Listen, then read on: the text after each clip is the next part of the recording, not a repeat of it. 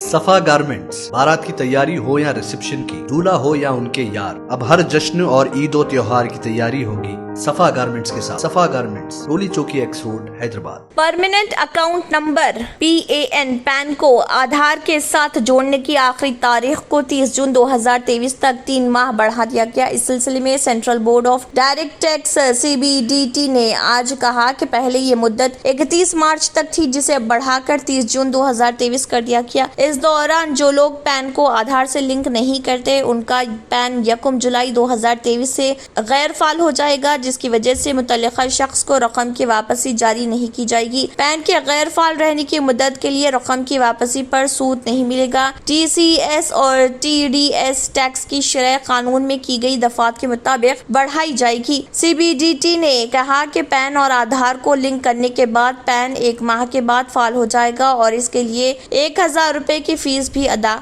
करनी होगी।